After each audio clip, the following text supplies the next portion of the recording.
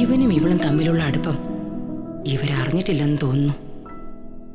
അറിഞ്ഞ ഒരു പക്ഷേ എന്തെങ്കിലുമൊക്കെ നടക്കും. രാജു അല്ലേ? അതെ.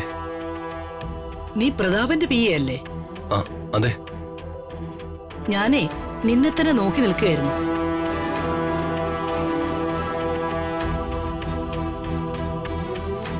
ഇന്നിവിടെ ചിലതൊക്കെ നടക്കും. നീ എന്റെ കൊച്ചുമോളുടെ പി എ ഒന്നല്ലല്ലോ, ആണോ? അല്ല. രാജു നമ്മുടെ വീട്ടിലൊരു മെമ്പർ തന്നെയാ അമ്മേ. അത് മാത്രമല്ല, രാജുവിന്റെ അച്ഛനമ്മ അറിയും. ഡ്രൈവർ വേണു, പാറക്കൽ വേണുഗോപാൽ. ഓ, നീ വേണുവിന്റെ മകനായിരുന്നോ? അതെ. എന്നാ അത് നേരത്തെ പറയണ്ടേ? വേണു ഞങ്ങൾക്ക് പ്രിയപ്പെട്ടവനാ, ഞങ്ങളുടെ സ്വന്തം ആള്.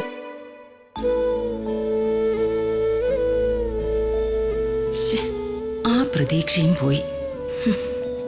വേണു ഞങ്ങളുടെ ഡ്രൈവർ മാത്രമായിരുന്നില്ല, ഇപ്പൊ ഇവിടെ നിന്നെ പോലെ ഞങ്ങളുടെ കുടുംബമായിരുന്നു.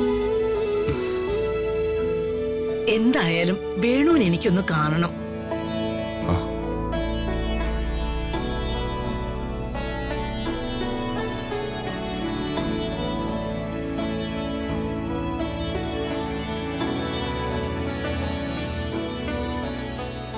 അല്ല, പ്രതാപൻ ഇറങ്ങുകയാണോ? ഇന്ന് ക്യാബിനറ്റ് മീറ്റിംഗ് ഉണ്ടമ്മേ. അല്ല, നീ എന്താ ഇന്ന് ഓട്ടോറിക്ഷ വന്ന്? ബൈക്ക് എവിടെ? ബൈക്ക് അന്നത്തെ ആക്സിഡന്റിന് ശേഷം എൻജിൻ കംപ്ലൈന്റ് ആയി. അതിപ്പോ വർക്ക്ഷോപ്പിലാ. ശരാ ഏട്ടാ, ഗാരേജിൽ നമ്മുടെ വേറൊരു ബൈക്ക് ഇരിപ്പില്ലേ? ഉണ്ട് ഏട്ടാ. അത് കുറെ നാളെ വെറുതെ ഇരിക്കുക. അതിന്റെ കീ എടുത്തിട്ടോ? ശരി ഏട്ടാ. സർ. പ്രതാപ, ആ ബൈക്ക് ദീപക് യൂസ് ചെയ്യുന്നുണ്ട്. അവന് വേറെ ബൈക്കും കാറും ഇല്ലേ? ഉണ്ട്. എന്നാ ഈ ബൈക്ക് രാജുവിനിരിക്കട്ടെ.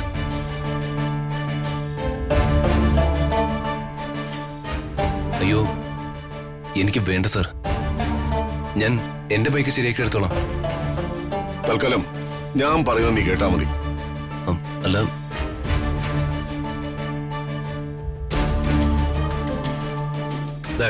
അത് രാജുവിന് കൊടുത്തേക്ക് ചേരാ.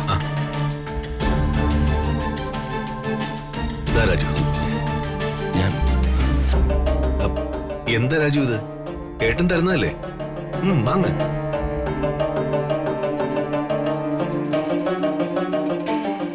രാജു,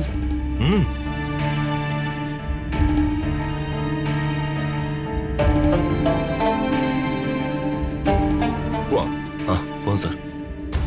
പ്രതാപ, എന്താ എന്റെ കാറ് തിരികെ പോയി. എനിക്കൊരു കാറ് വിട്ടു തരണം. ചെറിയൊരു യാത്രയുണ്ട്.